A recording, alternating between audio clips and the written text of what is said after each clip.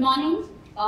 Thank you, Chitra, and all the other members for giving me this opportunity to talk about something which I barely know. This was a very last minute request that came along my way, and rather than talking about, so this is really a very act of daring which I am doing for the first time. I'll talk about something which I am reading, and it's not unlike other times. It's not something that is done, published, approved, peer reviewed. It's more like half of it is what we have done in the past, and half of it is what we are planning to do moving ahead. And I'm sure all of you know that agentic AI is the buzzword after LLMs, and so therefore let us see how we are actually solving some of the biggest challenges that we had using this agentic AI framework. So the area that I have picked up is sustainability analytics, because sustainability is like a very umbrella kind of topic under which anything that you are doing may fit in, because it needs a lot of techniques and different kinds of content analytics, machine learning principles and so on. So this is a very nice umbrella. I was initiated into this particular area of sustainability analytics during my last 5 years at TCS Research, where we were trying to build a sustainability analytics platform. So I'll start with that. That's what, this is the general structure, what I have planned. So I'll start with that, the past, a little to present what the problems and challenges are. Then, as I said, currently we are planning, and I'll show you tidbits of what we have achieved. But I'll talk more about the agentic AI framework, what's happening over there, and what are still the open challenges. So what is sustainability monitoring? I just don't talk about assessment. I'm talking about the entire area of sustainability monitoring, which actually is about tracking information that may be relevant to any kind of sustainability tasks that are at hand. Then it will be about measuring the impact, the relevance, a kind of scoring for that sustainability event. We'll look at examples, and then evaluating. If it's a score, then how is that particular score reflecting on a company's or any organization's performance parameters? And then all of this, what exactly are the problems that I am looking at? Is it only tracking? Is it only scoring, etc.? Will depend on the intent with which I am looking at. So these are some of the things that we all know. When we say we are monitoring sustainability or scoring, on what basis, what are the parameters? It could be really a lot. I have just listed a few. It's about carbon footprints, how much water it is using, and all of you know LLMs are really very big culprits for water usage. It could be about how waste management is tackled in a particular organization, like say healthcare industry, hospitals or other places.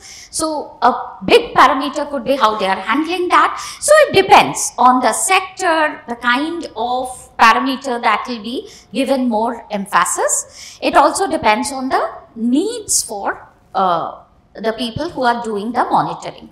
So we have different types of stakeholders who are interested in this task with different intent. So there are the companies themselves who were interested because they had to do a risk analysis before awarding a contract to a vendor or signing up a partnership with a client, with an organization. They had to assess the third party, what's called a scope 3 assessment, whether that party is actually sustainable, follows sustainable practices or not. It could be about benchmarking and performance evaluation, what financial companies are doing on a regular basis for the different companies to see whether one should invest in that or not. It could be for monitoring companies themselves that regulatory agencies do, like SEBI. In US, there's OSHA, EDA, environmental practices. So all of these agencies are always monitoring the companies to see whether they are following the principles. Then the companies themselves need to do it on their principles for their long-term planning. For the supply chain management across geographies, again, supply chain is one of the biggest users of the sustainability monitoring and measurement, because as you know, we all want our Amazon orders to be delivered right on time, even if they have to spend a lot of fuel in delivering my one order. So is that sustainable? We always don't think about it. Okay. And then of course there is this social media perception about a company, and there are proven results to show how social media can make or break a company by just some kind of negative remarks about the company. And so again, it's both the investors who want to listen to the social media and the companies also who want to track social media to ensure that they can react to any such thing even before the damage starts.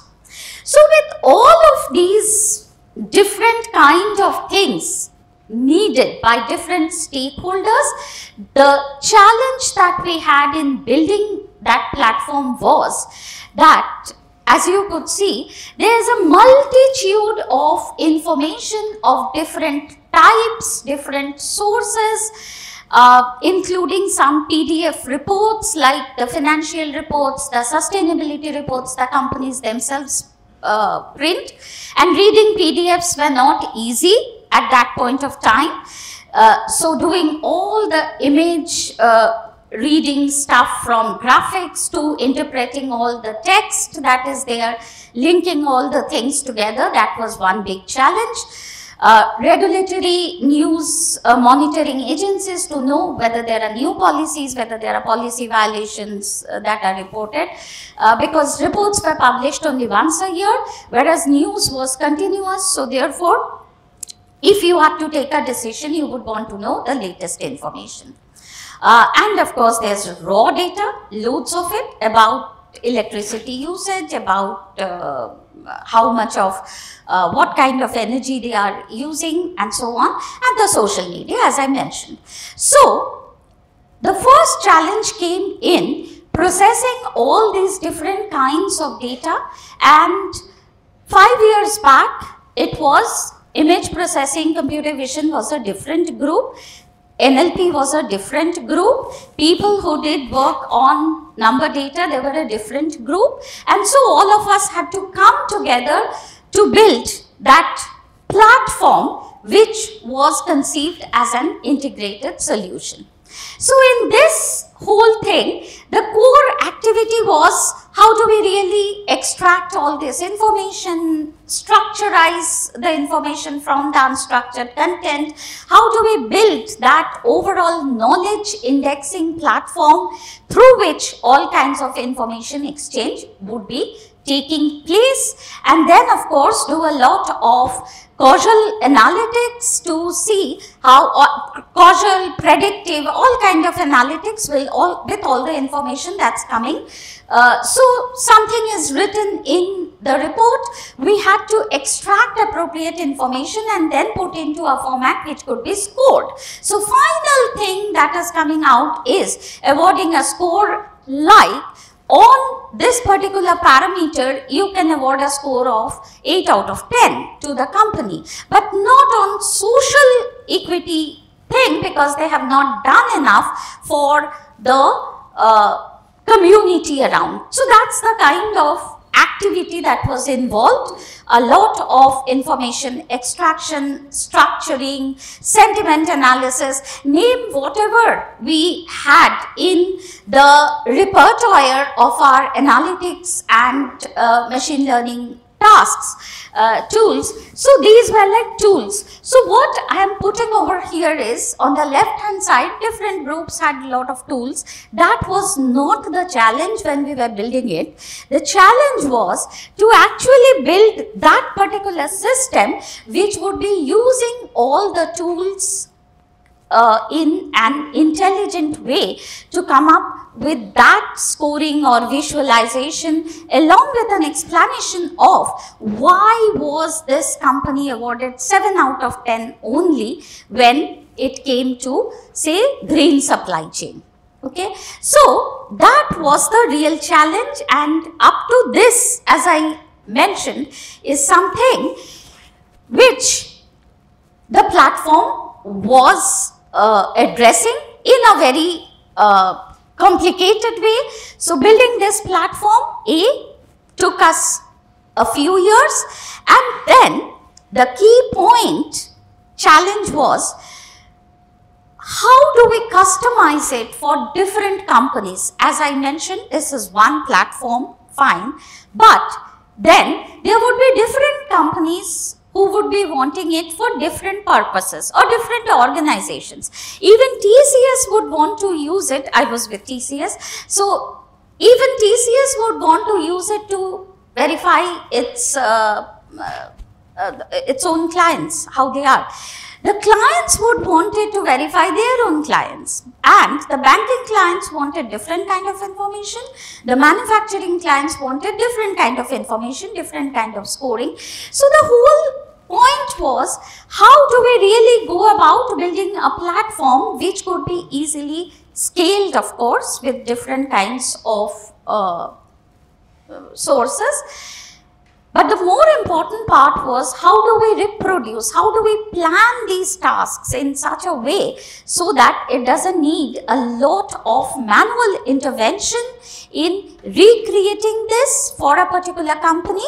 And at that point of time, when this actually was maturing, there was this solution which was being now at that time taken for NUS, that Singapore, who was doing such a project for the Singapore government. So they were the agency who were doing all this regulatory assessment on behalf of Singapore government for all the Fortune 500 companies of Singapore. They did it entirely with interns reading the reports, coming up with the information, passing it on to the experts, and then the experts would do the scoring. So that's where this system came in. Now there were two catch. So what did this system do? So this system could actually automate a large number of these tasks of information retrieval, scoring, etc. However, the experts there wanted a complete traceability to be a part of the system, and also a human in the loop to validate, verify all the activities before they would release a particular score. And then they would want that the system would learn. So it took 2 more years to just take the system there, and then again configure it the way they wanted. And just very recently, last month or so, my team members wrote to me that now it's up, you can go to their website, TCS website, and see a video about how this is working, what's happening at the back end, and so on. So that's the story. Now, the key point is, we would like to remember some of the core aspects here. What did we do? We automated. Automated meant actually reduction in the time of getting all this information. At that point, we had measured from 3 days that it required one person to gather 30 parameters. After reading one report, it came down to 30 minutes to gathering all the parameters and 30 more minutes to validate whether they were correct or not. So that's the productivity efficiency. The next was gathering all the things together under one umbrella and then going through the scoring. And of course, finally, there was the manual validation part, which is what actually took all this time. How to introduce the traceability, how to make it interactive, how to provide the feedback, how to make the system learn from the feedback. That was really what was happening for the last 2 years before this could become ready to use. With that, I'll stop talking about the past, what we did. I hope the complexity of the task is clear to you, and the amount of research, years of research that went behind it was a whole lot of groups in TCS who were working in these different modalities of data. And then all of you, as you know, then came the LLMs, who sort of made us feel that, oh, all of us will be jobless. Now, the idea is you ask ChatGPT, if you are not happy with ChatGPT, any other LLM, ask or show. There are the multimodal ones. Show anything and they'll tell you. So it took us some time to understand, oh, what from here, what is it? Is it that then all the problems will be solved by these themselves? And of course, all organizations became very happy that now you don't have to pay all the IT people so much and, you know, haggle with them for one screen to be nice, all kinds of things.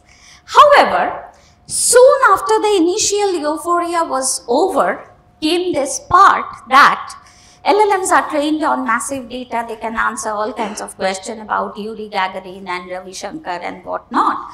But can they actually also take in the enterprise content, which is not supposed to be on the internet, which is very secure within the premises, and smoothly blend the information along with whatever knowledge it has in order to do a particular task.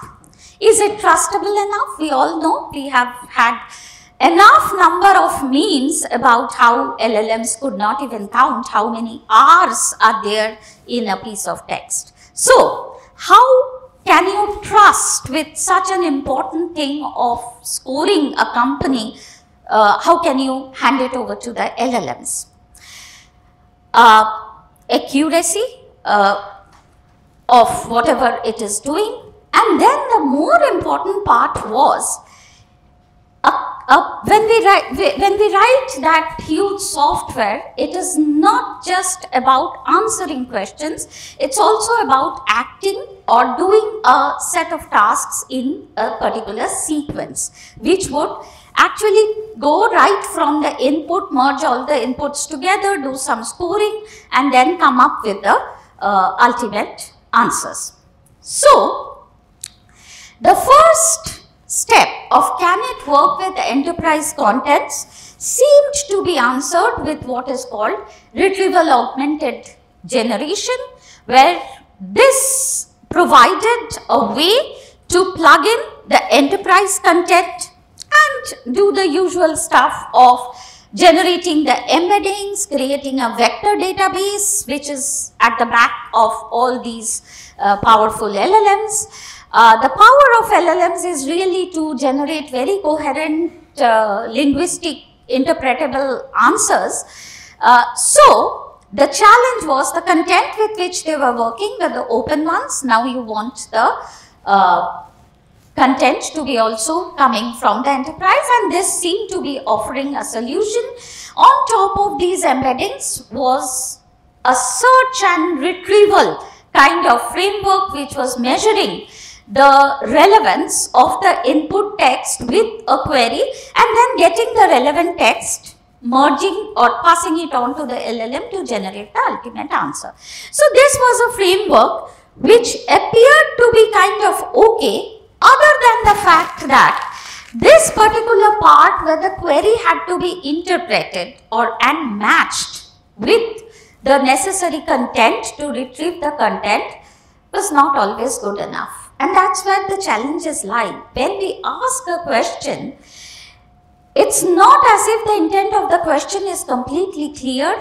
There are many layers or interpretations, customizations that are required in order to actually answer a question.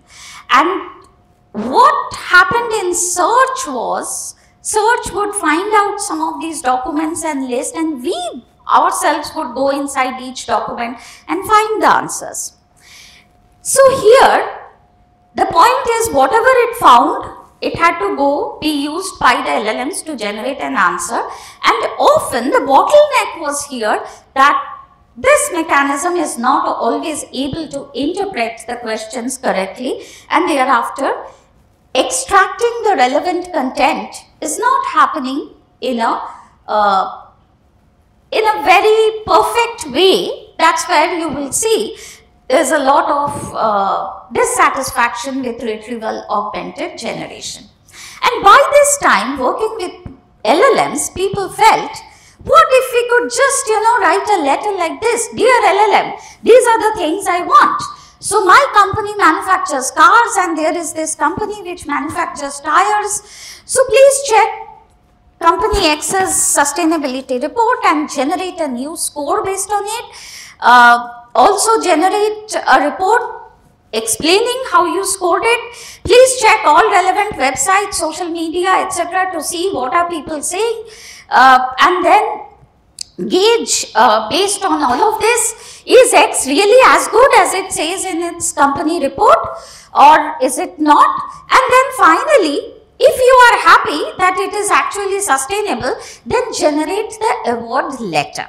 Okay, and then in order to actually order for how many tires at whatever rate, etc., please get the internal data from our company's database. What if we could really tell an LLM to do all of it? I have highlighted some of the words which are actually verbs or actions, and that is where we sort of feel that yes, we say LLMs can generate codes, etc., but one needs to tell it exactly what to do. Here, the idea is, can we not tell it exactly what to do? Can it figure out on its own what is to be done and then do the things as we had written in our program? What was the challenge with our program? If we had to reproduce it somewhere else, we may have needed a different sequence of actions, and then we needed a lot of work. We still need a lot of work to redo it for another company. The idea over here is, if LLMs are so smart that it can answer anything, can they also understand your requirements and generate a set of tasks and also act on those tasks so that you can really be on autopilot mode and go to sleep and wake up to the answers? And that's where the agents or the agentic framework comes in, where it's the last bit. What we are saying is, we want all of these things, what we knew as process automation, of course AI ML to learn from real data, and what we know as generative AI, which is generating sequence after sequence, and they seem to be quite coherent. We have to say, despite whatever energy it uses, whatever amount of water it needs to cool, LLMs are doing a pretty good job. The point is, they are reactive. Can they be proactive? Find out what is a best sequence of actions. And that's where we need now systems which can use LLMs, but for what? Not just for answering questions, but for planning a set of tasks that will be achieving a goal. So what do we need? We need to be very clear about how we specify our goals, how are we going to evaluate whether the goals have been reached or not, and how do we learn on the way to reach the goals in the most efficient or best way. So, agents, some of us who are old enough will remember that they have been in our minds for long. What if we could really have agents who could perceive the environment, whether it is through the sensors like actual humidity, moisture kind of sensors, or social sensors, listening to social media, listening to content, look at data, and that's the perception agents, because we have each one of these. We have readers of data, we have all kinds of sensors, and then we also have reasoners like analyzing the data and come up with some predictions, some causalities. We have all of these. Now we want that the reasoners would be powered by a language model. So you really don't need a computer scientist to come and write all of that code, but as a layman, if I can just see what I want, it will be converted to a complex sequence of code execution. And acting is something which we are still not very confident that an AI agent will do on behalf of humans in a very generic way. However, we will see some examples where acting is also fine, where they are not so critical as of now. Very soon, I hope we will also have critical actions being taken with the proper safety nets in place. And then of course learn over time. If you have failed to do something once, you can do it again. And all classical AI researchers, teachers know that Russell and Norvig book, which actually talks about how a system can learn through rewards, penalties, all of those elements. Now, the only difference that has come is in between we have this LLM sitting. So now let me just take an example of what is this difference between an action and question. So we ask a lot of questions. For anything we ask it a lot of questions, but now we are asking it to do an action. So place an online order for a new pair of black running shoes for me. That's an action, right? It has to first of all find out a running pair of black running shoes. So it has to go to a website, it has to perform that search, it has to know your size, whether check availability, and then place the order. So ideally this is an action that you want from a single English line, and then you want a response like done, your shoes will be arriving in 2 days. You don't want to do it yourself, so you want an LLM to do it. So LLM, the task now we are saying is, it has to do a lot of decision making on your behalf about whether this is the right size for you, whether this is the one that you would order, and so on. So in the process it has to plan. It has to plan to go to a particular website, e-commerce website, and then order it. It cannot just go to a social media website and hope to order for a pair of shoes for you.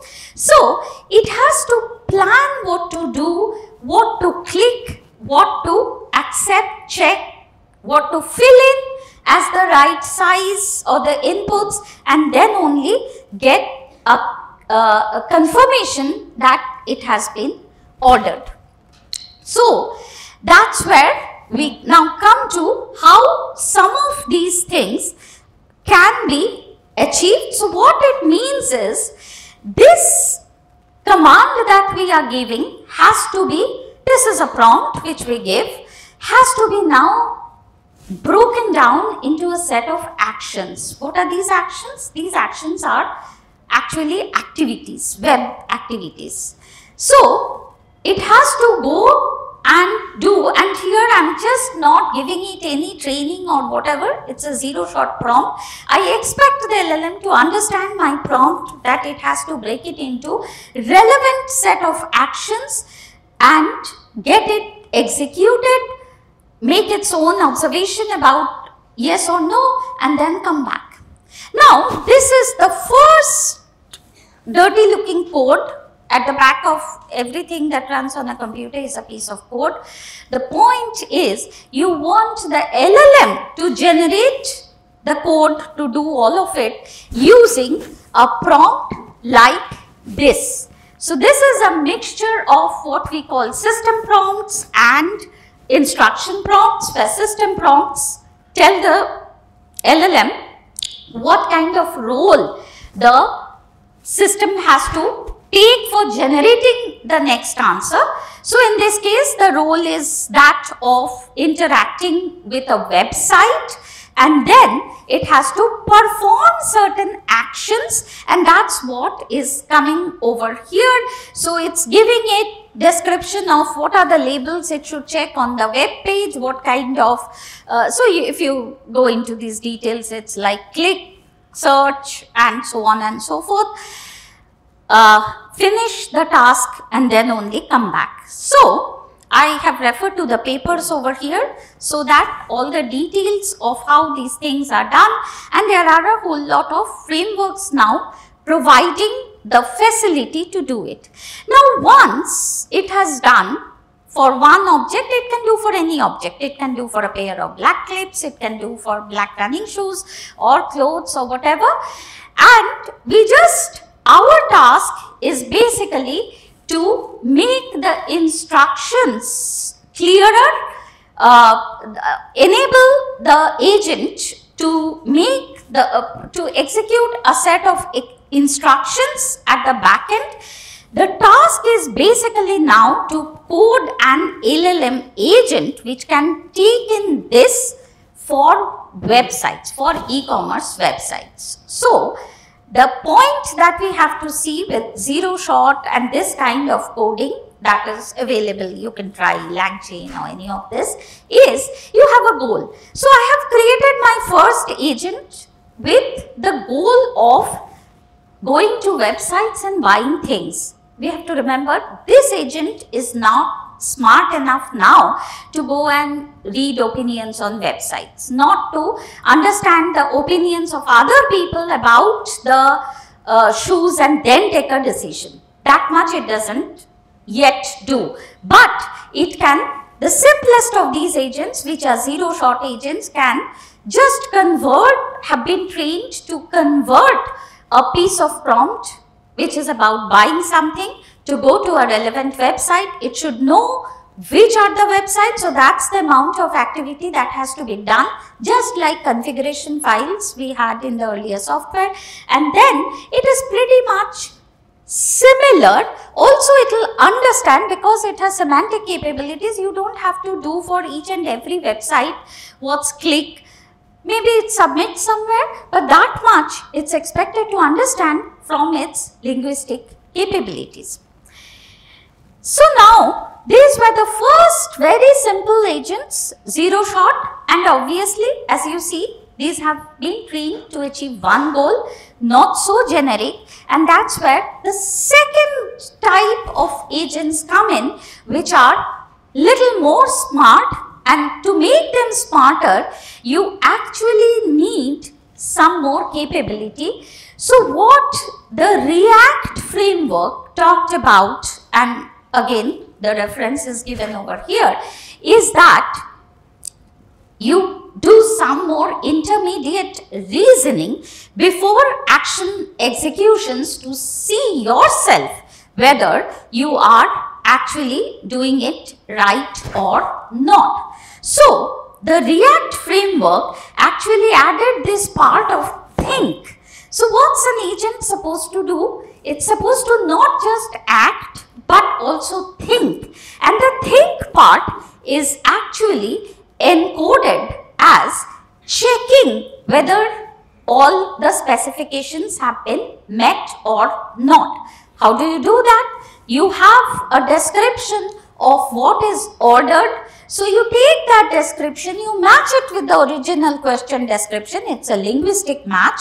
So, this framework said that do this matching to check whether you have really achieved what you are supposed to do, and then only say confirm, or you go back back to trying some other action in order to do this particular activity. Okay.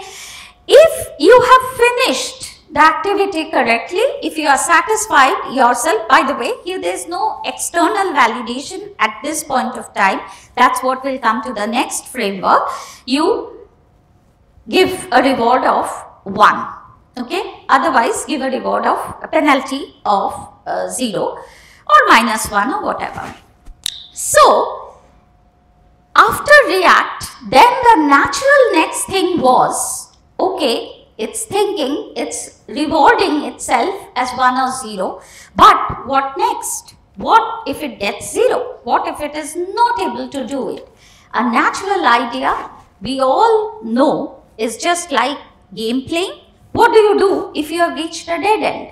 You actually need a search space. So if you have followed the wrong path, you want to go another path. For that, you need to have what is a possible search space to explore and then learn the correct action sequence over time. So whatever we did earlier is now inbuilt into this using very similar principles. So I just made the query a little more complex because here you put in additional constraint. So let us say the agent knew how to buy a pair of black shoes, but now the additional constraint is it has to be less than 5,000. So there the first available black shoe need not be the best one. Now how will it check? So the first time it may just take a black shoe, it checks against the original order and it sees that certain predicates are not matched, like the price now is 10,000. So then it has to go back, of course it has to understand that 5,000 is less than 10,000. It has to go back and explore more other websites for prices or whatever in order to do the correct checking. So now again herein the first ideas of reward based learning comes in. The point here is who gives the rewards? Of course the user can give the rewards like it, but the challenge here is it has already ordered a pair of shoes for me for 10,000. I don't want that. So I don't want it to give me a reward after it has finished the action. So it has to get the reward from the environment itself. All that it has is the query. So it has to have an inbuilt principle of validating the correctness of its tasks from the prompts themselves using, so it's the LLM reasoning about it itself against using its own principles of semantic mapping against what was there as a query. So this is how it makes the search space, and in this I forgot to mention about this memory part of it. So very essential to agentic systems is having a memory to keep track of what actions it has taken in the past, what kind of rewards it gave to each sequence of actions, and then store all of these past memories so that it knows what's the best sequence to follow under a particular prompt. So this is what generally the backend looks like. There are all possible actions and the action exploration space is explored like a tree. How the tree is built is again depending on the set of tools that are available, which I'll just come to a little later. But as of now, you can think of if there are multiple actions that have similar semantics to a particular action, then all of those are alternate actions. So semantics plays a key role over here. So buy as an action, order may be very similar to it. So that's really what it will have to explore for doing an activity. So just moving ahead, this is the last framework I'll talk about, very similar, but now this is retroformer, where agent responses are learned either as a feedback from the users themselves, where the users can originally over here give some samples of what is right So very similar to goal playing, like game playing, you have a winning state. Here you can give some samples, few shots of what is a preferred answer, so that it can learn by comparing with the preferred sequence of actions, the actions that they have to take, and there is a proper assessment, reward and penalty framework that is plugged behind it in order to learn what is a correct set of action. So this method is called policy grade optimization. Again, policies and actions are very intricately tied to these action exploration space. What earlier the mouse was doing in the maze, if you remember from your AI classes, this is what exactly now the LLM is doing in order to find the correct sequence of actions, or the agentic platform is doing with the aid of the LLM, breaking it into possible sequences of actions. So here are some examples. I think for the sake of time, I'll just skip in, because these are just details about what instruction was given and what kind of reflection it is taught to do. So here, this is an example given saying that if an answer is coming out, then think over the answer. Again, as I said, all thinking is basically semantic analysis of the answer. Here it also says one more step, gives one more step. Ask the LLM back that, is this answer correct one for the question? So the earlier framework said just do a semantic similarity match. Here it says ask the framework, ask the LLM back that if this was the question and this is the answer, do you think it's correct or not? So that's also a mechanism for learning that was put in over here. I'll just show you briefly later about how this can be made use of in the sustainability framework. So now coming to what is the last part is really going through is now very naturally Salesforce is the organization which has now come to building an LLM which is learning all kinds of action language. So now this is no more the general purpose LLM which learned all kinds of English text, but it's learning majorly action sequences from prompts in order to learn what is the best way to break a sequence of actions. So this is Agent Ohana, that is, as you can see, this is now capable of, trained to be capable of doing almost all the things that I was mentioning to work in different kinds of environments with real sensors, social sensors, etc., and then break a task like the letter I wrote to LLM, supposed to be that it should be the best way to go about getting these comprehensive solutions using the agentic framework. Okay. This is one example. Again, they are also not saying that it will be solving everything, but this is like some typical business cases they are saying. So an email marketing campaign involves a lot of activities. Sending emails, keeping track of responses, how it is converting to sales and so on. Typically, a multi-department whole lot of activity, for what this agentic platform is trained. So, at least one use case you can see over here which involves a set of actions, and different agencies will have variations of it. However, given this overall task, it's supposed to be doing it. So, grossly, what is learned is that at the back end, any framework that you take up for implementing yours, you will need to have a mechanism to guide the system about how to break it into the tasks that are relevant for you. So, we are not yet at a space where this also can be designed.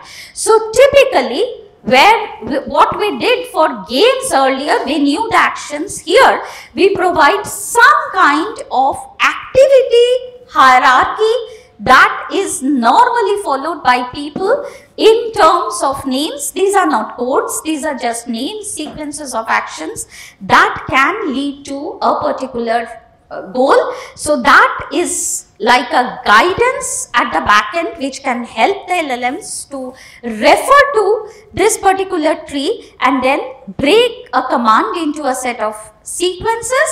And then comes the next part, which is, right now I just talked about click kind of actions, but real actions need much more. They may need some kind of mathematical manipulation, may need some clustering of text, classification of text, or prediction, whatever. So in reality, there are many more complex tasks or codes that have to be done. Each one of them may have an agent for doing it. The task of the main reasoner agent is to decide based on the tree what kind of agents can be called to do the task best, and then refer to a library or a marketplace of agents where your clustering agent and my clustering agent both can be there. And the idea is that from this marketplace, an LLM reasoner will be selecting what are the best components in a particular sequence to do it. So typical example is, you may be doing density based clustering, I may have a k-means clustering up there. Now it's up to the agent to decide that given a particular task, which clustering algorithm did best in the past. It learns over time and then it decides that it should call this particular clustering agent now, because based on the data, based on the requirement, this may be the best one to call. That's the learning it should have over years. Our task ends at submitting an agent who does the clustering over there. So this is like tying everything up. In the remaining 2 minutes, quickly, let me just show you some bits of answers. So I was talking about sustainability analysis. I talked about a framework. Now what we are doing. So this is in the context of particular subset of news and legal cases that we are proceeding, thousands of them. We are gathering related to food safety. So it's a very typical subset. The point over here is that we have court cases, we have news articles, we want to align and see that given a news article, what kind of cases or paths it is likely to lead to, what kind of impact and what should be the policies, how many court cases are there of similar type and so on. So it can go and feed this particular analytical activity, can feed a whole lot of it. So this is what we use at the back end, a LangChain plus a LangGraph. Graph is for specifying the sequence of actions. So we need a lot of processing of those complicated code texts to come up with what was the case about, who were the people involved, what was the judge's decision and why. All these are actually what goes into one of my agents, who again decomposes it into sequence of actions, and this is the bit I would like to call it. So we call it cross-examine, where, as we know, LLMs may be analyzing a set of questions like summarize what was the case about, what did the lawyer argue and so on.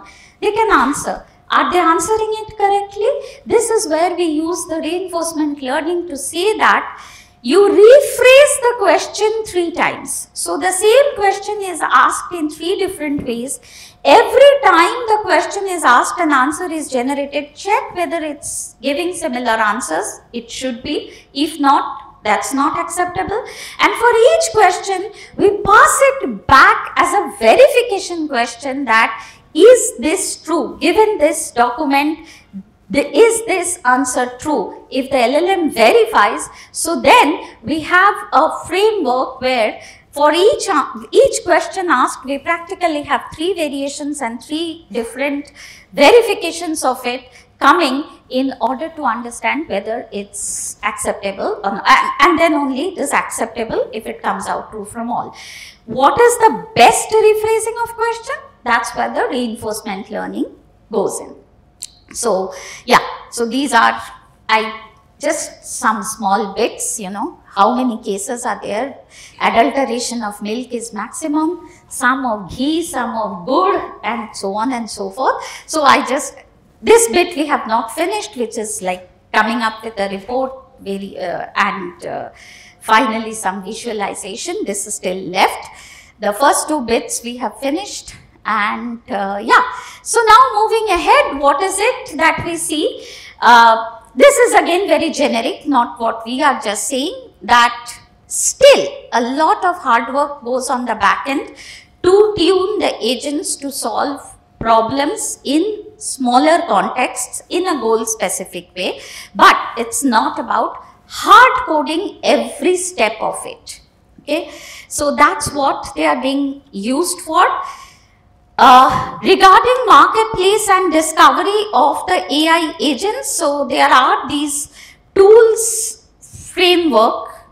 Yeah, so these tools, that's how currently LangChain is providing the support. So all the agents come with descriptions of what they are doing, and these descriptions are what helps the LLM reasoner to pick up. So if you are writing a tool, write a good description of the agent so that the LLM can pick up and decide on the sequence of actions.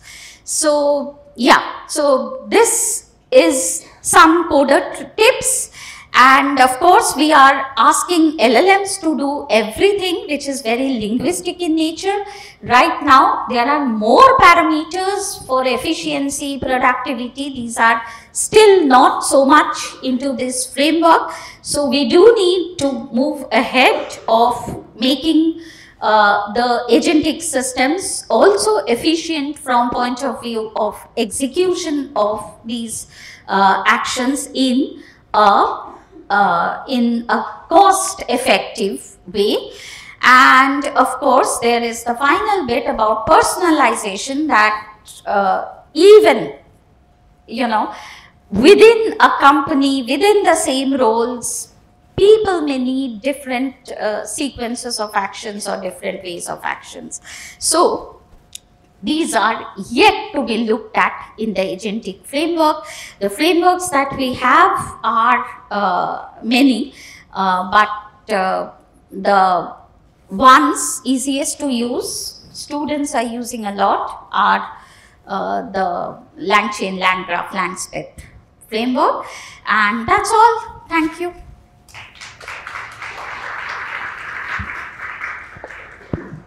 Thank you, ma'am, for the wonderful talk. Agentic AI, it seems it is a collaboration of Gen AI and reinforcement learning. Yes, yes, very much.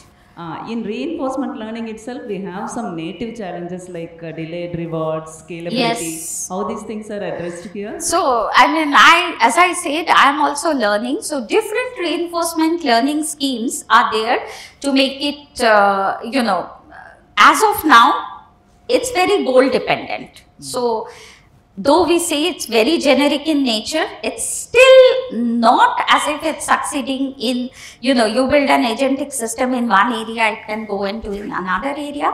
For your area, you build in the reward scheme. So mostly it's Monte Carlo systems and all of that are used. But yeah, like all reinforcement learning mechanisms, what is the best one is the best one, forever best. All those things are not yet solved. I don't know the answers. Yeah. I have one more question related to the second part of your talk. Relevancy is a highly subjective measure. Absolutely, absolutely. Yes, that's where the learning comes in. And you know, over here also, I just said group 2 documents. What is the correct grouping? Okay, so that's where the only thing here is, if you have different measures of relevance, then over time, based on the task, it will learn which relevance measure works for this kind of task. That's all. And that's where the tool library has to be quite extensive. Even now, for retrieval augmented also, as you will see at the back end, you have so many retrieval mechanisms. It's for you to pick and choose and decide which one works for you. Only hope is agents will do it on their own, yeah, in future. Thank you, ma'am. Thank you.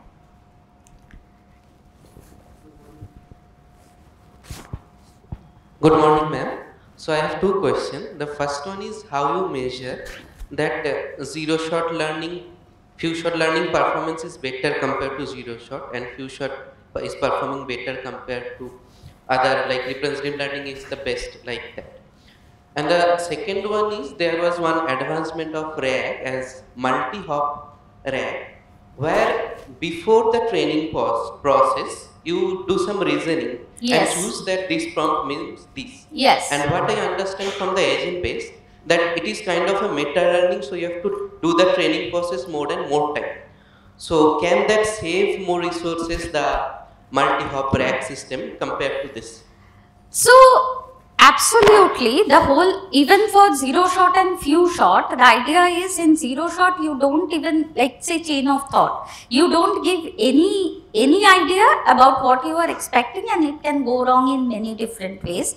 The moment you bind it to a particular path, what is few shot? Basically, you are telling it the path to generate the answer, right?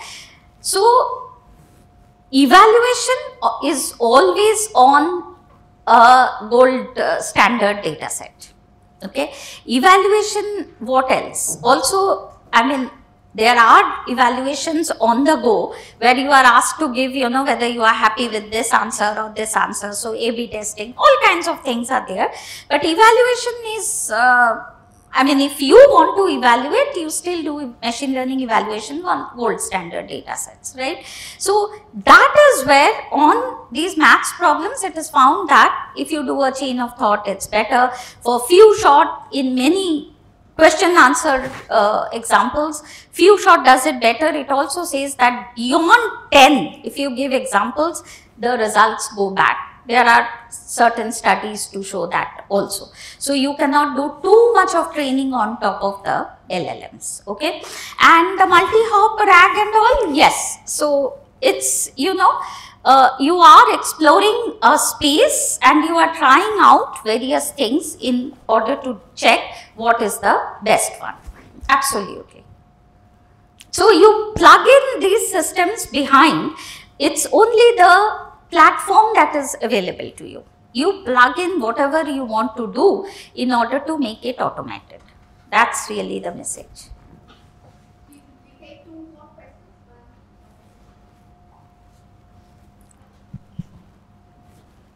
Hi. So, like, it's based on the first part of your talk, ESG. So, given that ESG works on multiple factors, there are diverse parameters in it. So, how is that we verified that the ratings, the output, that is the ESG ratings, are actually unbiased? Or how it is actually verified? Given that LLM came into the picture, how it is that the LLM could verify it, or what is the process actually behind it? So, very good question. In fact, the reason why this was started, the platform itself was started by the organization was, till before that, it was always, there are a few dedicated agencies who came up with a score, okay, and there was no way you would know why this score came, okay.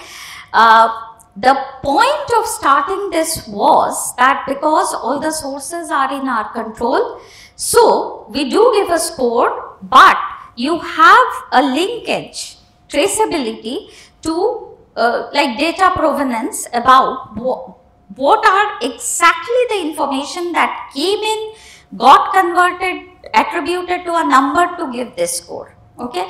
So that you may agree or disagree, there is nothing binding. You may go and give the award finally to a vendor who scored 6 if you feel that these parameters are not important to us. So, ESG scoring is just a way to know where it stands.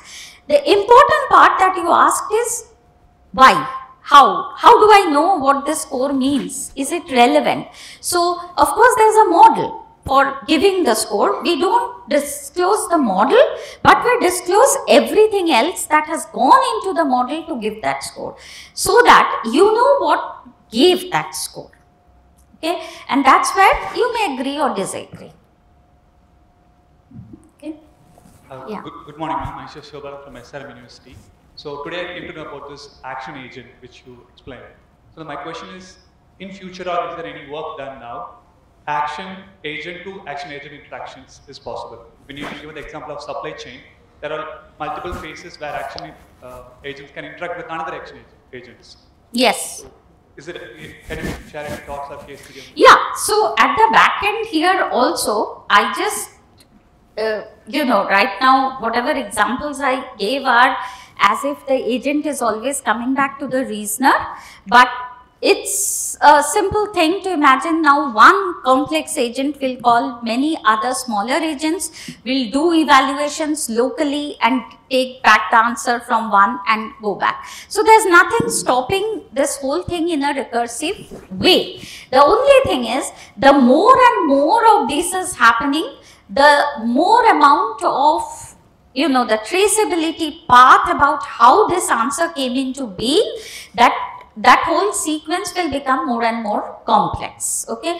But yes, that may be very essential, and that's why we are now at a very tip of what we are seeing, the pitfalls of when such an action happens. If it's a critical action, then all those AI related issues come up, that who takes the ultimate responsibility of this action.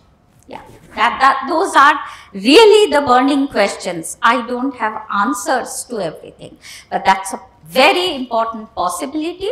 And what I can only say is, unless that traceability part is there, clients or enterprises are not going to accept it still. And that's why you see, while the research is, possibilities are endless, the translation into actual software which are using it are still quite few, because those guardrails and explainabilities are not in place, and the acceptability of the answers also. Thank yeah, you. very good point. I mean, needs research. Recording. So I have I just want to share the experience of this agent thing. So recently, I also work in industry. Recently, I was introduced to Git Copilot. So where it has access to your enterprise code base. And I have seen a useful case study which was demonstrated to me that if you give whatever the UI, the commerce website that you run, if you ask it to do particular case study, it runs a whole QA, the quality assurance and all the test case generations, all the things, automation things, all the things it performs and provides the final thing. Of course, it needs some manual intervention and fine tuning other things, but I can see these, whatever you mentioned, this in place for the enterprise as well. Yeah. So, in fact, one of the things that is emphasized is human in the loop. So, the other area which I don't know much, so I didn't touch about, is how to make that interaction with the humans who are going to consume this traceability information easily and give their feedback, validate. That's also a very important area. Okay. So, it is not just enough to generate a report on what I did. That's what I showed. That's not comprehensible. Okay. LLMs will generate pages after pages about what it did. That's not comprehensible. So, a very important area is actually now when you talk about human in the loop, the human computer interaction.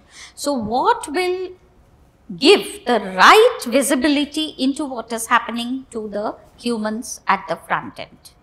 So, human computer interaction is becoming very important with human in the loop.